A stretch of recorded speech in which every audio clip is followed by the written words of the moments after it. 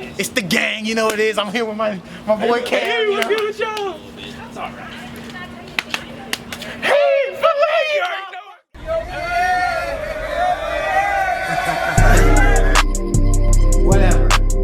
What is poppin'? And welcome to the Run It Back podcast. It's your boy, your host, your masters of ceremonies, your mom's new favorite podcaster, C, aka Jello, aka Corey, aka Richard Poppy. You know the vibes. And I'm here with the squad. What up, y'all? What's good? And you know, we got the podcast, the Run It Back podcast, the podcast for us, by us. Shout out FUBU, but we are lit in this thing.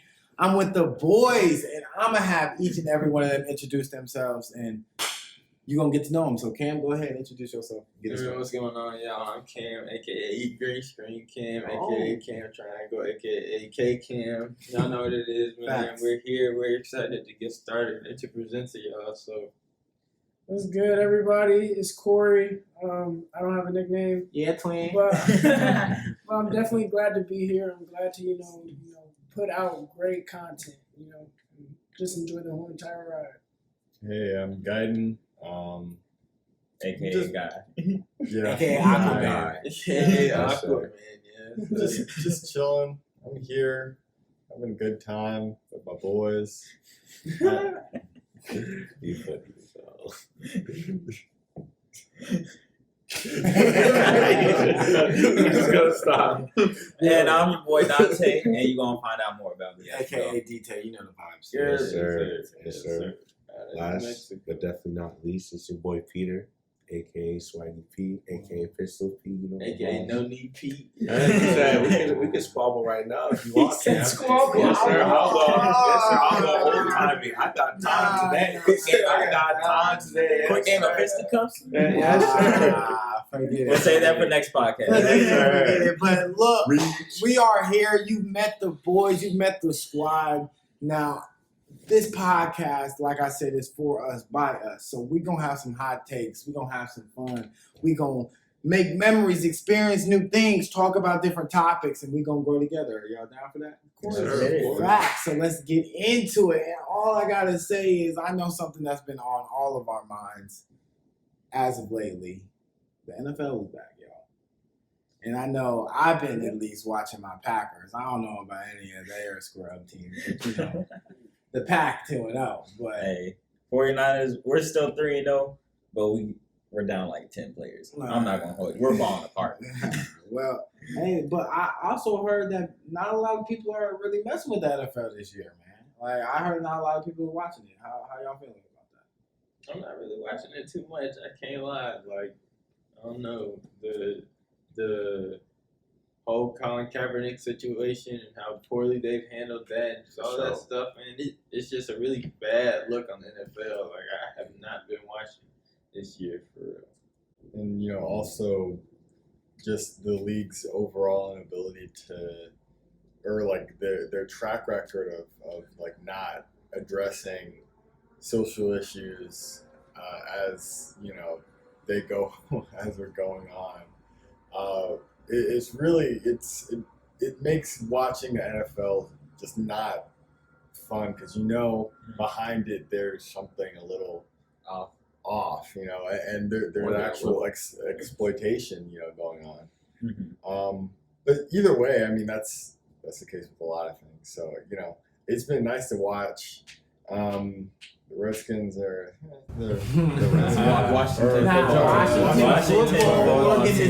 Washington football team. How could I forget? I'm happy for that, by the way. But Yeah, the little bit that I do watch is only because I'm doing fantasy football for money. But number one in the league right now. Let's hope we keep that. Probably not this week. Next week though, we'll come right back.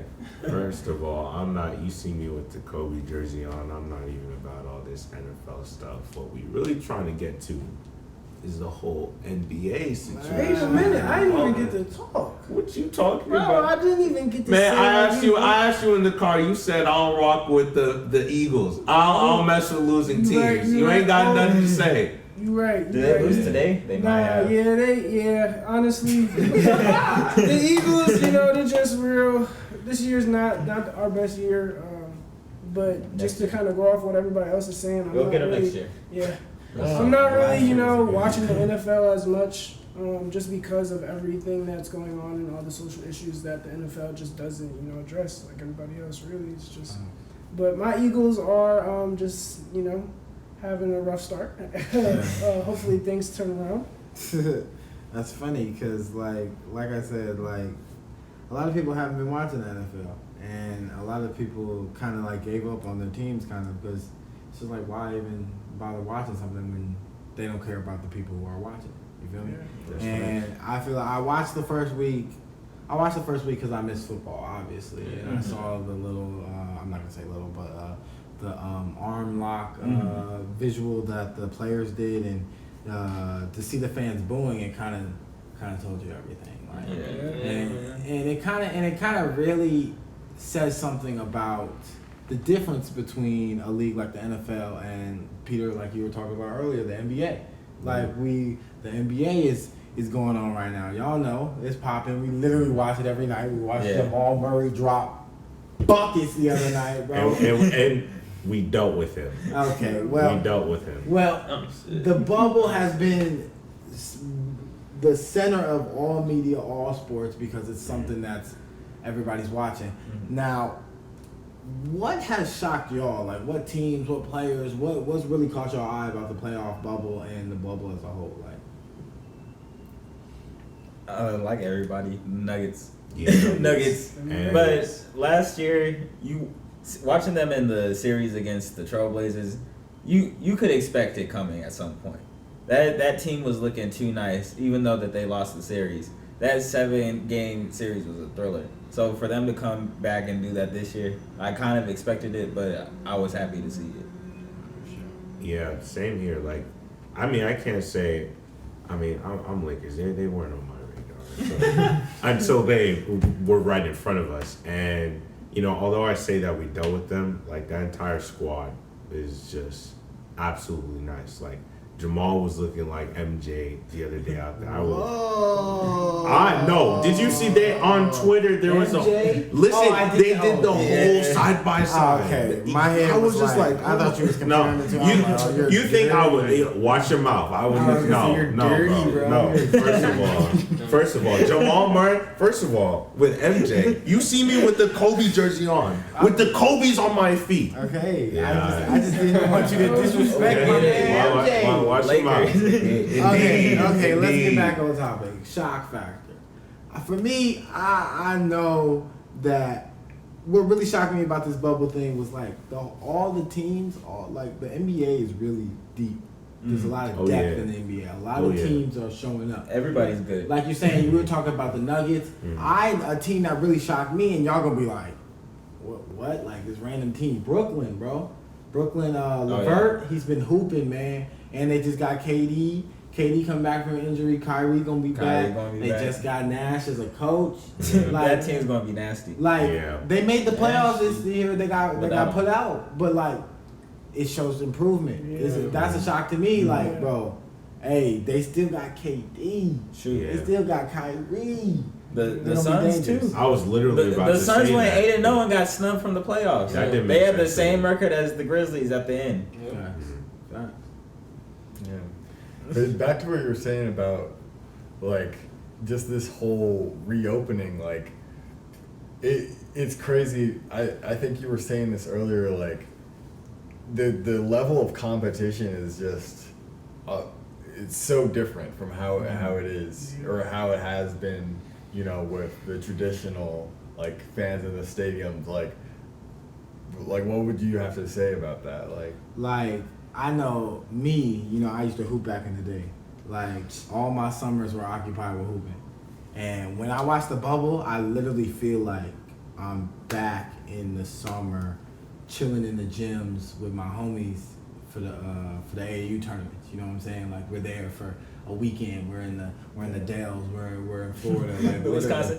Literally, like somewhere cool, and we're chilling. And literally you see it in the bubble, like their families are there. It's literally just their family, and they just hooping. Like, It literally feels like an AAU tournament, a big AAU tournament. And mind you, it's in Disney World. I've been to a couple of tournaments in Disney World. They was lit. I can't lie. So I know they having fun out there for sure. Minus pandemic, obviously.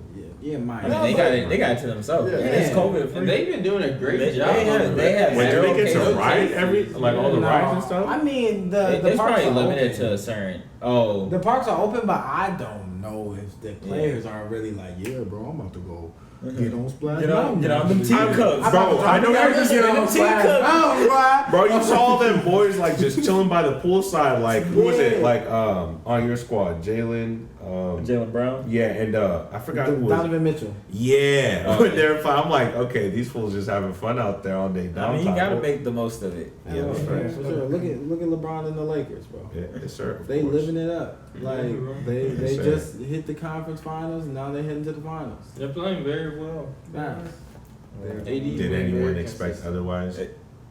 Yeah, consistent with getting under 5 rebounds a game. But that's, First of that's all, beside you He- have he's you have still scoring. the He's you still have the hooping. heat to deal with. Don't talk to And me we're until dealing with them. I'm waiting for you. We're dealing with Get them. there, And we're dealing with please. And we'll Dog, see. first of all, don't snuff out the heat right now. That's I'm another not team. snuffing out the Heat. That is The Heat have shown scrappy themselves to be team. worthy That competition. is a scrappy But team. we're coming back. As of Yeah, right now, disclaimer, I'm it's waiting. I'll 3-2 in the rest. series. Wait on my back for y'all.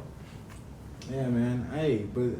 But he has a right to wait back, bro. He has a real right to brag, bro. LeBron and them been hooping, Facts, bro. facts. And they've been putting on, bro. So let's be honest. LeBron and them have really been putting on for the For sure. culture. They, talking about Breonna Taylor, talking about social injustice. They really been on the forefront, especially when there's a lot of exposure on the league right now because of the bubble. And I know I saw it, but did you guys see any of LeBron's statements after the game about Yeah. Breonna Taylor, his emotions? Like, what can y'all say about that? Seeing such raw emotion from somebody we hold so high. Like, how do y'all feel about that? No, he definitely showed out like on all levels, and it's coming from not only just because that's my team, but just like looking at him as like a person, as like an icon that we all have like throughout for like as long as he's been in the spotlight, he's kind of had that iconic figure shit. So for him to really use his platform in that manner and say enough is enough, we all don't stand for this, is really powerful just because of the level of influence he has on top of it. So, and I know that there were some of us here that were able to go to like the protests and stuff at the beginning of like quarantine. So I myself included. So having that, just him along with other people, it's just helped bolstering your image just because you have these powerful figures that stand behind you. What do you guys think the role of like celebrities in protests is? Like, do you think that that we should admire or follow the lead of people like LeBron James or Damian Lillard or J. Cole, or do you think we should who are the people that we can consider like the vanguard, if you know what I mean? I sometimes think that like it's hard for us really to follow a celebrity through times like this, just because it's like, even though I'm sure at one point in time you experienced this, you don't deal with this on a frequent occasion. Like, obviously in certain industries you still experience discrimination and stuff like that, but like Kevin Hart isn't getting severely harassed if he gets pulled over. Like, obviously the police will recognize he's Kevin Hart and like, okay, like. But there was a time before Kevin Hart was Kevin Hart. Yeah, this is true, and that's what I'm saying. That, like, I just think right now it's becoming very difficult, just because like you have people like Terry Crews who's like stuff. You don't want celebrities to speak for you because it's like you're not telling the story. You're only telling the story from your area, and like your area is profit entertainment. Like if you speak highly of them, you're always gonna get your check. So it's like. But at the end of the day, like, what all can celebrities really do? all they really have is their influence and their money. So if they're using their platform and donating money to the cause or out there doing other actions like to help the cause, like I feel like, I mean, there's always more that can be done, but Of course. that's at least what they could do, I feel. Or like, I don't want to say it like that because then it feels demanding on them. Like I'm making it their job, but like they have a platform, and because they it's have best a to use platform, it's important that they use it for some good, regardless as to whatever that is. Yeah, no, I'd say that's pretty accurate to say the least you can do, and that goes back to your original thing, like saying us following them. But like, for example, like Donovan Mitchell was like, you know, in the crowd of the Breonna Taylor, you know, like protests and stuff like that before the unfortunate verdict came out. So he was just there, and that being himself, just because he's Donovan Mitchell, that already says something. So, and I would even say that's like a following example in that situation. He's one of us, one of the collective people that's angry about it. So it's not even, I wouldn't even say it's like a follower and a leader.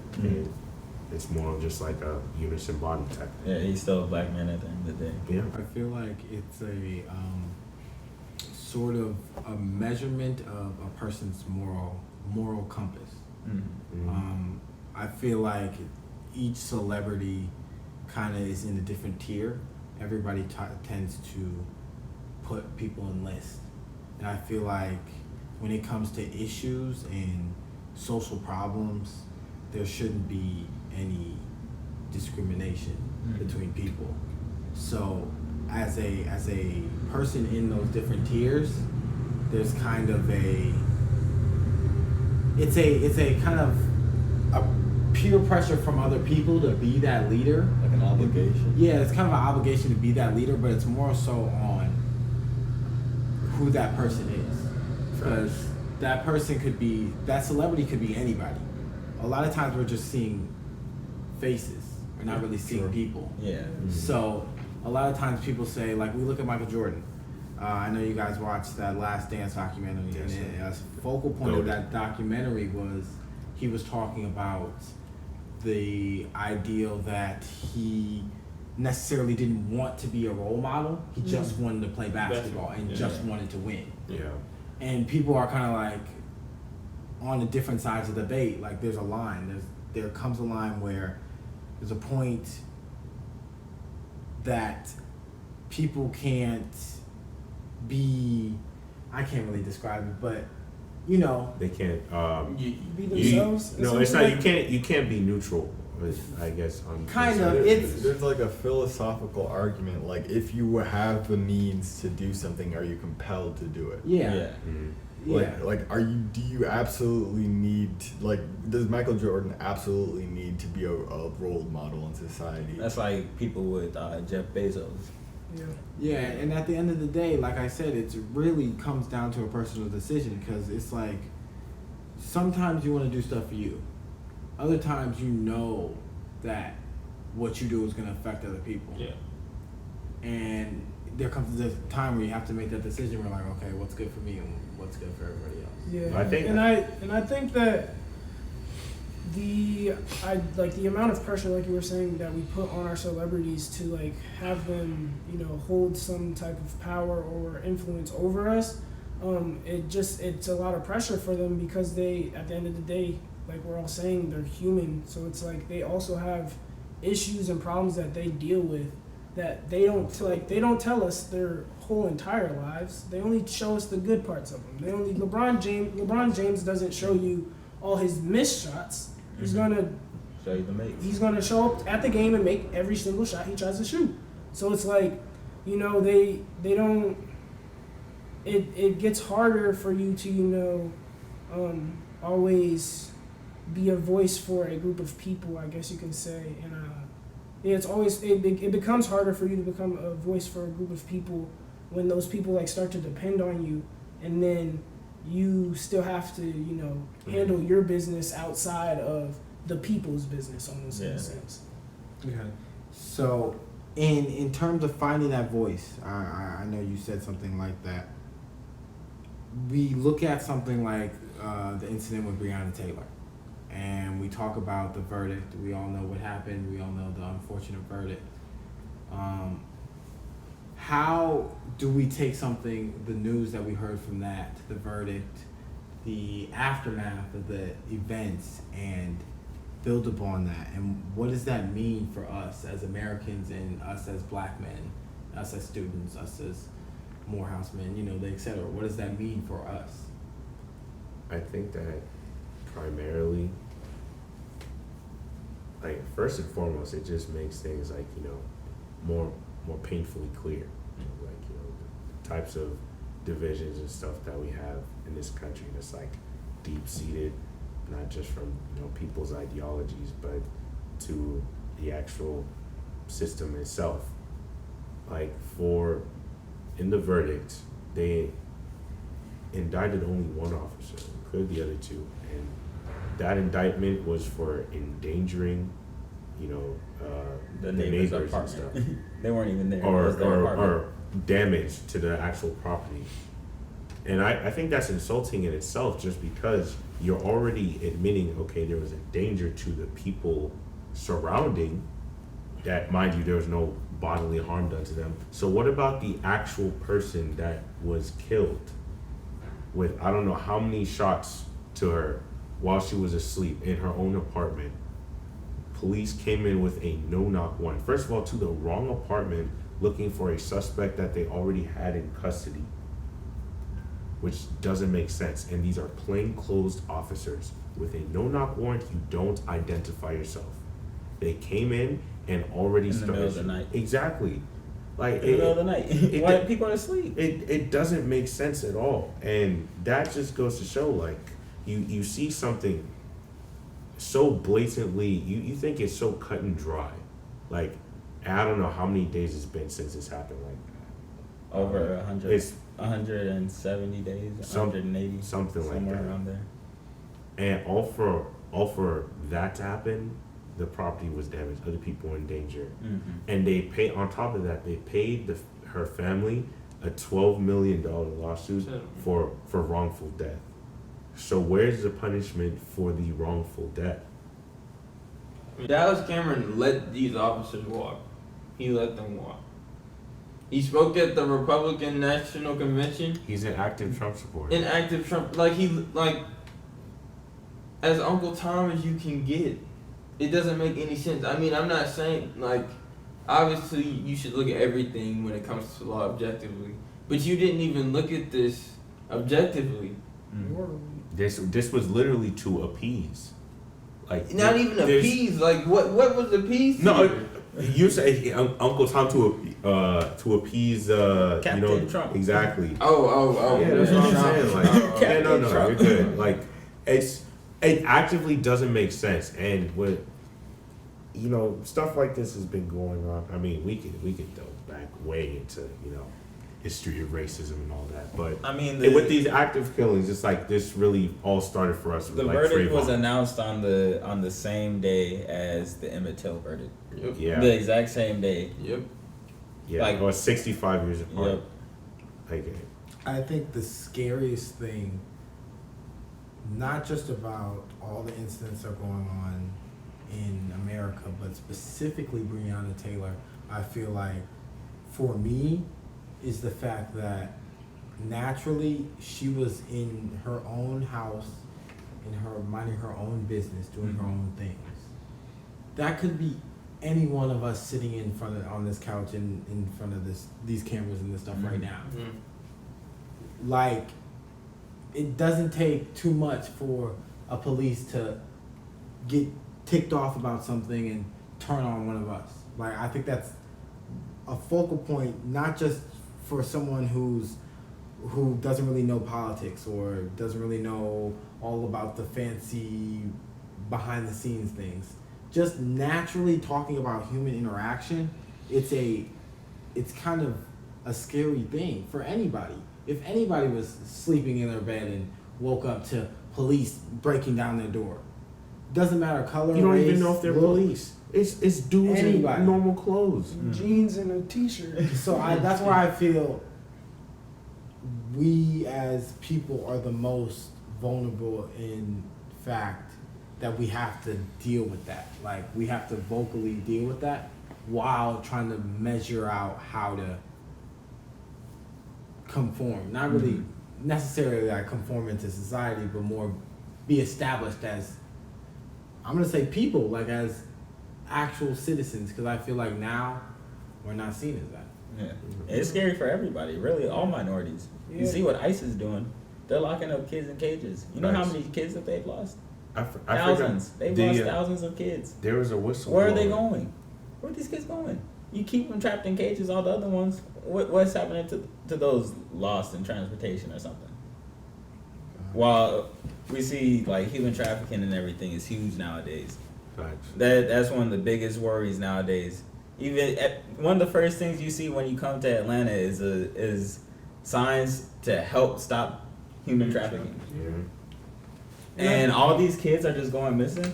Yeah. The thing is, it's crazy what people will do for $1 though. Like the fact that you would traffic a child. Like morally, there's something that should tell you this is wrong. It's Like this person has they cannot overcome the circumstance you put them in. Physically, mentally, any of that. They're just not capable of it, and you do it anyway. There was I was just about to say when Dante was talking about ICE and all that. Recently, there was a whistleblower, and I think out of one of the Texas facilities, there was a black woman who spoke up about some of like the atrocities that they were doing there. And I cannot remember the exact name of the procedure that they were doing to some of like the women and children that were there. But I think it was to effect that they were like sterilizing them. Oh, hysterectomy? Yeah, I believe that's what it was. And So they can't reproduce. exactly like what the thing is, like it's crazy to see right now. It not only with the United States long like past of just injustice in general, but now, especially with that situation, I'm seeing something that's paralleled to Germany, like to Nazi Germany. Like that's wild. It's parallel to a pound. They're treating them like dogs. They're keeping them in cages. Exactly. They're fixing them. Like what type of shit is that? I mean, I'll believe this. also, you know, what's crazy is the U.S. is not even alone in this right now. China is doing the same thing with the Uyghur people. The Muslim internment camps. Yeah, I mean, it's the world. As much as we like to think that America is falling apart, and you know, to an extent it is. It's happening. It's happening everywhere. You know, we have a lot of work we need to do as a people. I feel like we as a people are just like we've become so like disengaged with just remembering that we all are humans. Like there's like we're all a part of a bigger picture. Community, yeah. Like we should be working together and not, you know, using each other for, you know, money, power, whatever, you know, substantial or materialistic kind of, you know, gain you're trying to receive from using, like literally using somebody else. And that's just, it's a very scary kind of, you know, ideology that people have, that where they think it's okay that they're better than somebody else because of XY reason, but in reality we are all the same. And the thing is, each side doesn't want to acknowledge that the other side has feelings. Yeah. Like we sit through and listen to, you know, like your parents will listen to an all liberal. Yeah, I'm sure all of our parents mainly listen to liberal radio shows or liberal like TV stations or whatever, and you know, you'll mainly hear that side, and it's like both sides will try and throw out the other side's, you know, say that they don't have feelings or whatever, and it's like we're never going to stop this vicious cycle of being of us, especially being torn down and like them just being able to get away with everything unless you actually talk. And I feel like the biggest problem with this stuff is social media. Is like Twitter is like one of the worst apps For sure. I like ever, and it's caused so much polarization among so many different groups of people. And it's like if you look through a Twitter feed, two different people's Twitter feed, you probably say no wonder you don't talk to each other. Like it's two completely different rhetorics being displayed to you, and they're being told to hate. But at the same time, I mean, I wouldn't even say it's being told to hate, because Twitter is active based off of, like, you know, what the person likes or follows and stuff like that. And unfortunately, I mean, if you want to talk about polarization, it's in our news cycles. Like Twitter, I mean, even though you're saying you think it's like one of the worst apps, it has been the mainstream form of like just raw information and news, unfiltered, like from like around the world in general, especially during like earlier quarantine and stuff like that. Not only with COVID, but also with the riot situation. Like there was nothing on my news feed back home that was telling me about the riots in Oregon, or to the extent of what was happening. I mean, to be honest, you could probably mark like social activism, like the rate of social activism growth over the last 10 years with the like creation of Twitter. Social media. Or like social media, because it's like the Black Lives Matter hashtag was created as a hashtag, you know. All social movements now have changed because now people not only get news immediately, but they also are able to organize so easily. With it literally takes like 30 seconds to put out a tweet. We're meeting here at this time. And to share it too. To share it. I mean, it takes no time to do that, and you reach so many people so quickly. I mean, that's both a good and a bad thing, because obviously, you know, with that, because you reach so many people, a lot of us tend to have, it has like a lot of a social effect, like a pressure to, you know, if you don't use it appropriately, you can have like you can have a problem if you're reaching that many people, you know? Yeah, and that's another way where celebrities come back into play, because they have all these followers, and you were just talking about how quick like memes and stuff can like get generated and spread. Yeah. Their messages, their statements on things are just as easily spreadable. Like when they make a statement, it's going to get seen by that many people. Their influence is that impactful. So when they say stuff, it actually like it does something, and I just feel like more just need to do that. Use your platform to speak out, especially if you feel strongly about it. And to move forward with this, we see a lot of social advocacy nowadays because of the incidents that are going on. However, in the current world we're living in right now, things are kind of shaking up. You feel me? With, of course, you know, COVID, the pandemic that we're living in. You know, what do we say, guy? Wear a mask. Wear a mask. Wear a mask. Wear a Please, mask. please wear a mask. Wash your hands. Carry first. your Social hand distance. sanitizer. You know, Please. You said wash your hands for 20 seconds. Sing happy No, birthday. not Say 20, ABCs. 30. Make it a solid You- 30. you- Half a minute. Half a minute. But look, so through everything that's going on, of course, a lot of things have been changing, including social advocacy.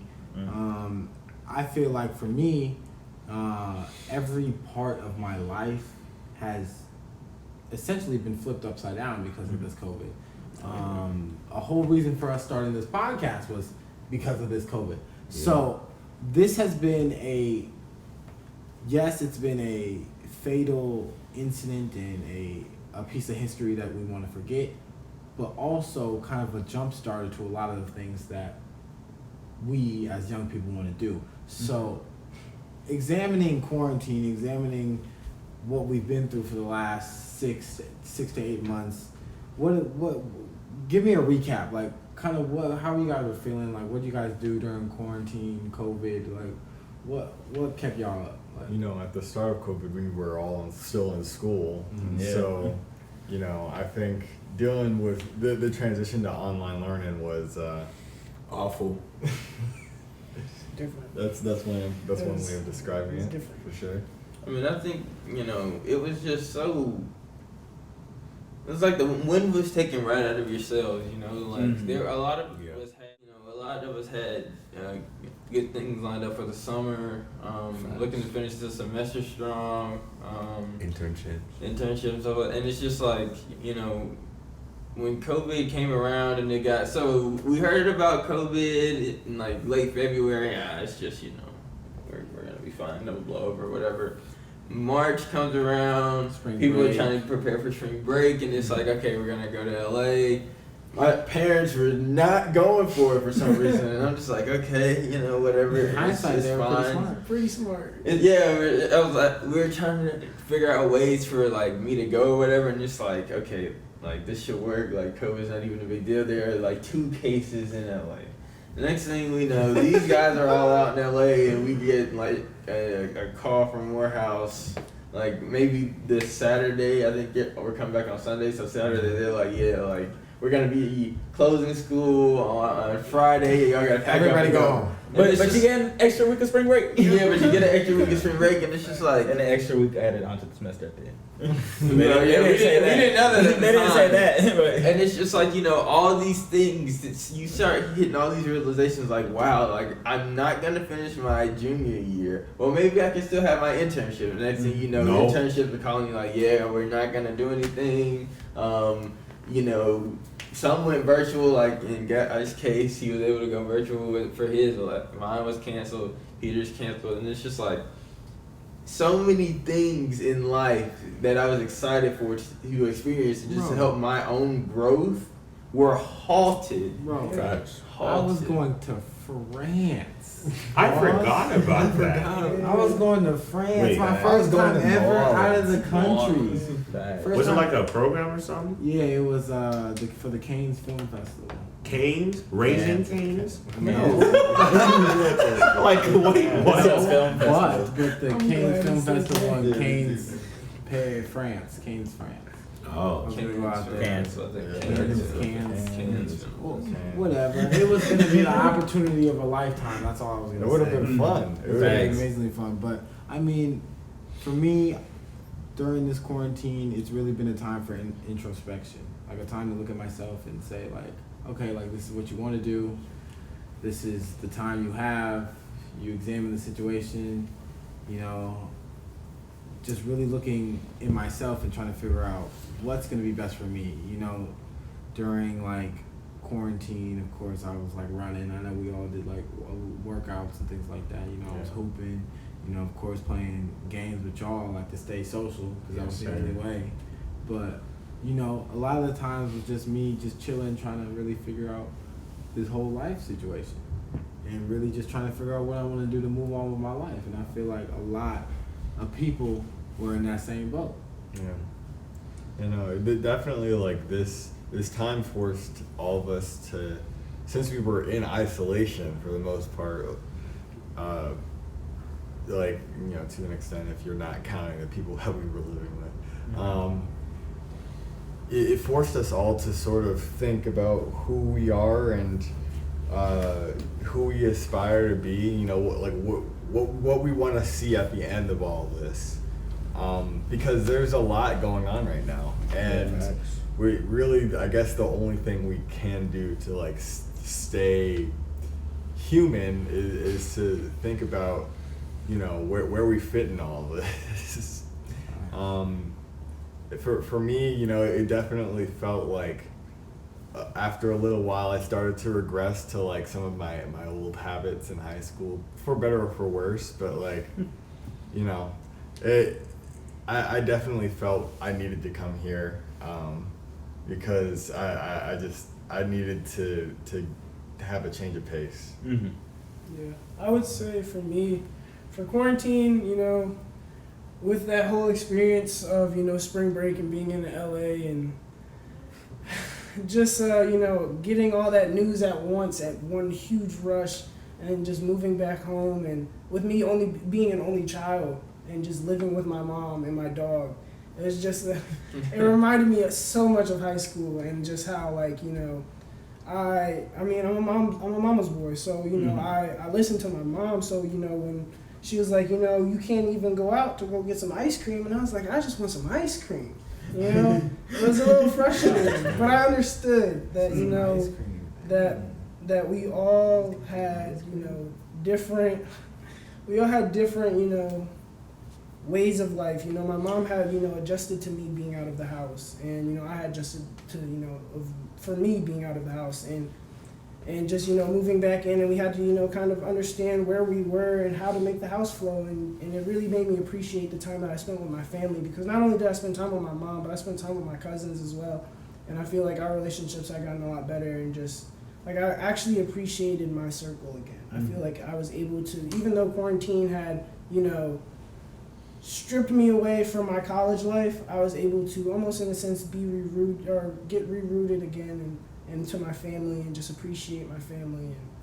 But quarantine was, you know, it was those challenges where it was up and down for me, you know. And honestly, it's still going on. Like we're kind of still in a version of a quarantine. Yeah. Kind of like we're not interacting with anybody but us. We are. This is it. This is with us. right here. Like, there's nobody else. We're trying to keep social interactions to a minimum. Yeah.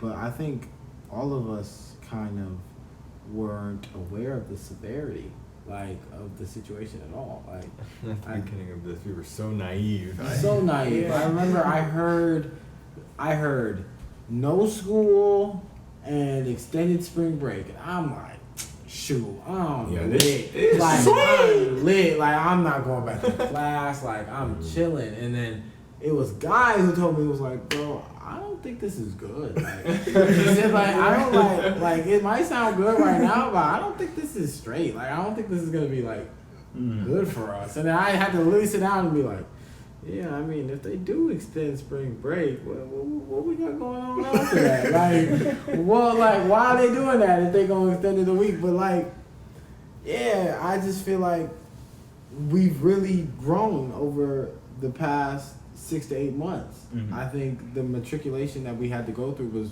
had to be kind of rapid, had to be kind of fast, because regardless of if we were going back home or if we were moving on to something else, we kind of had to figure out what we were going to do. Like, the future was low-key now when that pandemic was happening, because you literally did not know what tomorrow was going to bring. Yeah.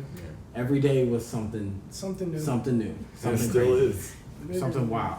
And, like, a lot of, thing that kind of got me through it was, I can't lie, was music, bro. Yeah. Like, a lot of times during quarantine, I literally would just sit in a silent room and just listen to music, bro. Just let it run. Yeah. Just really just be in it.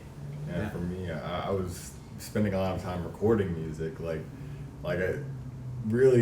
Music was like a good stabilizer. You know?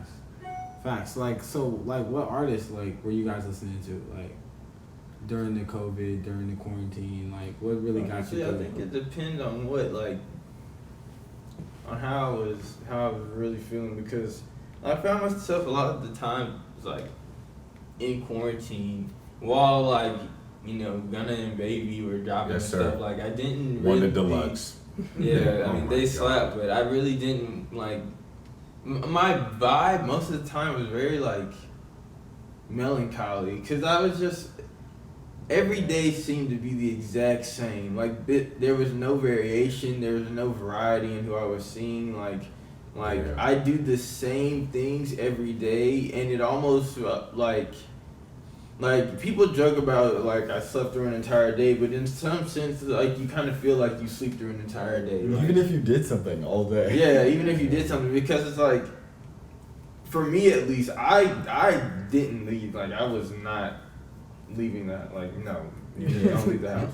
And it's just like, you know, there's only so much you can do. Like, you can be as creative as possible, but when you're confined to certain spaces, it's just like, okay, like, I'll get on the game for a little bit, I'll work out, I'll, you know, do what I can do. I'll cook a little bit, but other than that, you couldn't really do a whole lot. And it's like you realize how much you take for granted the small things that you can do when you could have done them. Like there are so many times like we would have stayed in the room or something just to chill instead of like going outside when we could have gone outside, you know. And it's just like I actually can't go outside now, and this is crazy because like when I could go outside, I'd be like, I ain't go outside now. For me, so I was actually able to work over the summer, but I was out in Michigan, and for my job, I had to sit in my truck a lot. So I was like sitting on the interstate, like watching people work in my truck. So I was just listening to music a lot of the time. So like for a 10, 12-hour shift, like I'm just listening to music the entire time. So I found myself often going through my own music because I have a lot of music. Like I can't tell you how much, but if I put my music on shuffle, I'm guaranteed to hear a new song every 5 songs because there's just so much. There's so much. But also like YouTube, I found myself deep diving into YouTube, finding a lot of stuff. And then just new music dropping. There's a lot of artists that I follow that were dropping music during quarantine. Knowledge, if anybody's familiar with Tame Impala, had dropped right before. West Side Gun, Bodie James. There was a lot of people dropping music, like consistently sometimes. Gunna, of course. So I found myself entertained a lot. I even started making a playlist, like a sample playlist, and so I was able to like deep dive back into a bunch of old music as well, and that was a lot of fun. Playlists were vibing. I know playlists were. Everybody was like, I know friends were sending me playlists like, oh yeah, I made one, like I was bored, you know what I'm saying? Just something to do. I know a lot of my music incorporated into my playlist and just everything as a whole kind of all reflected a mood or a feeling I was in. Yeah. So if it was a day in quarantine where I kind of felt like, oh, I kind of feel good that I'm in the house, that like I'm chilling, like I'm not doing too much, like I don't have to move nowhere, like I'm kind of cool, like I'm really comfortable. I would play some comfortable music, stuff that give me in a vibe, something that make me feel like I'm home again. But then there's other times like when I hear something, another black man got shot, so now I'm in a mood. Now I'm listening to more music that's putting me in that mood to feel some type of way. Like even Baby's protest Big picture. Yeah, like even when you play that, it's just like it puts you in a mindset like, alright, there's some stuff going on and I need to change it. And I incorporated that into my music over the quarantine, like, and it kind of just all reflected something I was feeling every day. So, I went back and listened to Pimp a Butterfly a couple of times. that's a good one. To be honest, I think I'm starting to figure out the Kendrick Lamar multiverse. I don't know if you guys know, but everything is connected in his music. Well, of course. But I think I'm starting to figure out more and more as I go through, and That man's a magician. there's a reason he has a Pulitzer. That man He is should have got it the magician. album before, but there's a reason he has a Pulitzer Prize. It's so tough. But there's many artists out there who are really revolutionizing the game. Mm-hmm. You know, really making their own way and paving their own sound. Speaking of artists, you know, putting out like revolutionary music in the quarantine, Run the Jewels 4, Killer Mike and LP, instant classic, especially on the song "Walking in the Snow." Oh yeah. Or Just with $sign I would That was recommend. on Pharrell, right? Yeah. Look at all them slave masters posing on your dollar. Yeah, and Matt De La Roca. That's a bar. Yeah, check it out. But, Free shout out to Run the Jewels. Like you need my help. LOL. Oh, also Killer Mike went to Morehouse for a little bit. Yeah, that's the connection. He was there last semester. He comes in and speaks from time to time. Facts. Very good. But So do y'all like, we spoke a lot about hip hop and stuff, but do y'all listen to any other genres of music, or like is that something y'all tend to like? Yeah. I feel like I listen to pretty much everything personally. I'm actually not pretty. I'm very open minded when it comes to music, and I'm always open to listening to different genres. I mean, y'all know how I am. I'm usually, just because of the way my personality is, 98% of the time, I'm listening to some form of banger. Bop. Yeah, that's a vibe. Indeed. That's a vibe. I feel And like going back to what Cam was saying about the quarantine, just because, well, actually, what everyone was saying, like it was really redundant cycle.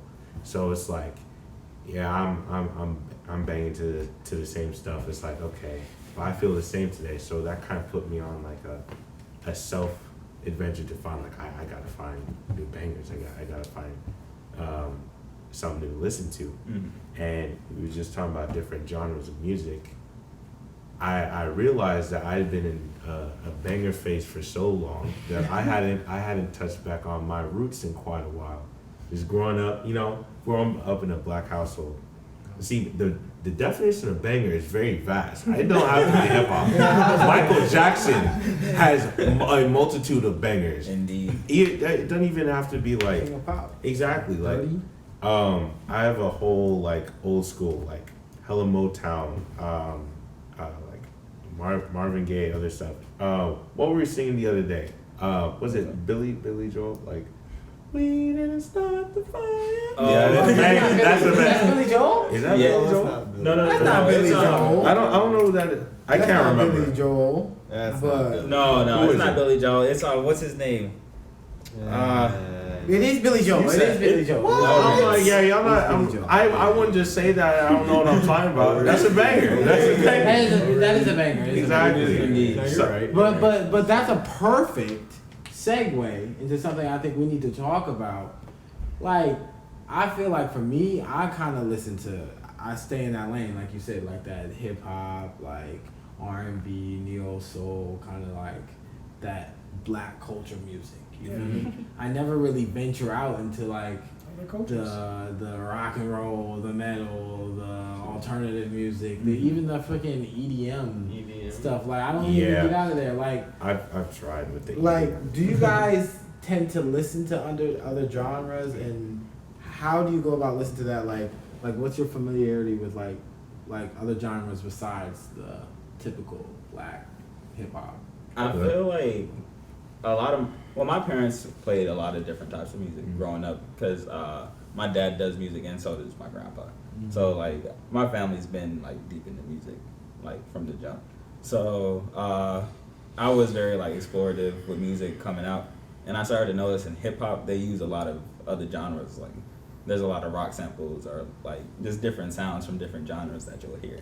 Yeah. Like Tame Impala, I found out about them because they do a lot of work with like Travis Scott, Tory Moy as well with Travis Scott. But like how we're talking about Kendrick Lamar, I found out about people like what's his name? The saxophone player, Kamasi Washington. Yeah. Fast answer. He knew what he meant. Very good. Kamasi Washington, Thundercat, like you just start to notice different sounds, and when you go into and listen to those like other types of music, I feel like it gives you a greater appreciation for music in general. Yeah, growing up, like in high school, I definitely listened to a lot of rock. Damn. My first like 7 concerts, I think, were rock concerts. But I remember Wait, I went. run that back. You said your first 7 concerts were rock concerts? Yeah. Dang. You know where you went to Okay. school, I bro? won't- let's I see. don't know If I name these bands, you're gonna laugh. All right, Royal Blood, Foo Fighters, Very I've Fighters heard, is I've heard of the Food Fight. Yeah, Exactly. good. That's some Sloth You've never heard of Rust, Foo Fighters? Sloth Rust. Rad. Okay, none of these. You don't know these. No. I want to see if I've never heard these Yeah, rock bands. Radkey, Muse, I've heard of Never. Highly Suspect. Yeah. But my point is, I did a lot of that, and I feel like that's just sort of like that was like a response to what I listened to growing up, which Yeah. was a lot more mellow.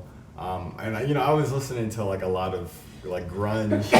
Nirvana is for everybody. Yeah, everyone had a grunge phase for sure. Punk phase. Well, maybe not a punk phase. I didn't have a punk phase. I'm no punk, all right. But He was definitely rocking the flannel though for the grunge. yeah, no, I was definitely a grunge kid for a little while, but. That's funny as hell. But I think that, as I said, it was just a response to a more like I grew up listening to more mellow music, and my high school experience was tumultuous. You might have to define that for our viewers. Y'all will find out. Y'all will find out eventually. we have other episodes for those. You gotta come back. Yeah. The word of the day is tumultuous. Yeah. Jello, put the definition at the bottom of the screen up here. I'm not that good at editing. But now that I've gotten to Morehouse, I've gotten to college, I've been able to like define myself and my black identity a little more. So I've been going back to some of the things that my parents were playing back, in the car rides to school. Like I've been listening to a lot of, going back to like neo soul, like a lot of R&B, because a lot of those elements are still the same. Music is music, and everyone, there's something to enjoy in every piece of music, even if you don't even like the music. Yeah. There's something in there. I think for me, other genres kind of give me that musical roller coaster that I don't get from hip hop. Like this, to me, the sound of a hip hop track is not as complex as other genres, and sometimes I find that, like, a live band, the way the instruments sound together and the way they all like understand how they play makes us sound so unique to a certain group. Like if you know of Guns N' Roses, you know how they sound. Like, you know when you hear Slash. Yeah, you know when you hear Slash playing guitar, and it's just like, that's something that that's something that I feel like other genres give you that hip hop sometimes doesn't give you. Not saying that they don't give it to you. I don't think I agree with that necessarily, because there's a lot of artists that put a lot of time. No, yeah. I'm saying for me, and there's signatures with a lot of producers and stuff as well. But just the way, if you look at, like I said, I've been making the sample playlist. So just the way that people construct the samples in the music, that level of time and skill that it takes to layer that many different sounds, as well as taking out sounds from other stuff, canceling out the sounds to get that specific sound that you want out of everything. The craft that it takes to do all that, even with technology nowadays, and looking back in the 90s, because sampling music isn't something new, but it's definitely gotten easy. So when you look back at the Jay Dillas and people like that have been doing this even before, it's a bigger appreciation for how much actually goes into it. Yeah, I think all music has the potential to be great. Yeah. And I think the story, the musical story element that you're speaking to, you can find a lot of that in hip hop. Again, back to Pimp a Butterfly, Run the Jewels 4, Death Grips, if you want to consider them hip hop. Industrial hip hop. But my point is, there's diversity in hip hop, and there's the roots even. You said hip hop. Even listening to Travis Scott, some of his records are multi-dimensional. They really tell a story. They take you into a totally different universe. I mean, when you listen to Travis Scott, that is Travis Scott. There's no one else who does Travis Scott like that. And that's because he also ventures out and uses the sounds. I was talking about Tame Impala, Tori Moy, James Blake. Those are people that he works with frequently, and they are all different music spectrums, or well, in a sense, just sound. but yeah, different sounds from the norm. But he brings it together into the hip hop realm, and everybody loves it. Yeah, like for me, like I grew up in urban cities, so I'm used to just listening to more urban music, aka black music, culture music for my people. So like I'm listening to R&B, neo soul, hip hop, and I think that for me it was kind of like the opposite of Cam. Like I felt like hip hop was very diverse. Yeah. However, I saw other people's music, not people's, but other genres of music. I felt that they were all almost like the same, like but I didn't realize that there was different types of rock or different types of country. Like I had just always thought like rock was just, to me, loud and obnoxious. Like that's how I felt. But then we were in the car a couple of days ago, and I was sitting there in the car, and I'm like, yo, this is crazy. There's electric type of rock. There's rock with acoustic guitars. There's soft rock. Like I was like, yo, there's really different types of rock. And this whole entire time, I'm sitting there in the car and I'm nodding my head to rock music, and I'm like, I don't think I would have ever experienced this anywhere else. Fact. No. And it's funny because you talk about that conversation we had in the car. I remember we played Queen in the car. Yeah. And we was listening to Freddie Mercury, and we were like, good. He is getting off on the track. What's listening to? Don't Stop Me Now. Very good. He was I'm excited. Don't stop me now. It's a banger. You said banger. You gotta listen. That's a banger. Look, I'm telling you, we were sitting in the car like Freddie Mercury was getting off on this joint.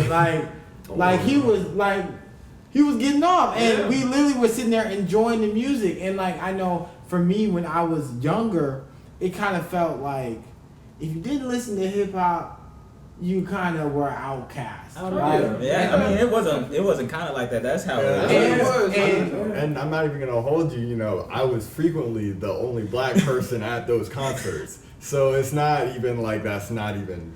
Like there's not even truth to that.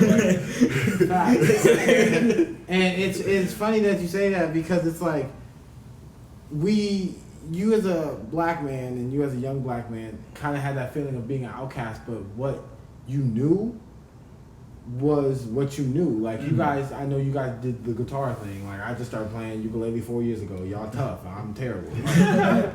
Y'all have been doing that guitar thing. So in order to do the guitar thing, you gotta listen to good guitar music. And where does that come from? It comes from the rock. It comes from the pop. It comes from all of that. So I'll get the door. in other news, I guess that's your girlfriend's at the door, so that means we're gonna have to shut the podcast. Thank you. We really appreciate y'all for coming out and staying tuned to the Run It Back podcast. We'll have more content, more information, more stuff popping. See you next week. Man, I think I get caught up in a loop sometimes. I get caught up in a loop sometimes. Yo, and I ain't never meant to shoot them lines. I was going through some gruesome times. Yeah, and I was on the road to lose my mind. I thank God I didn't lose my mind. Yeah, caught up in a loop sometimes. I get caught up in a loop sometimes. You see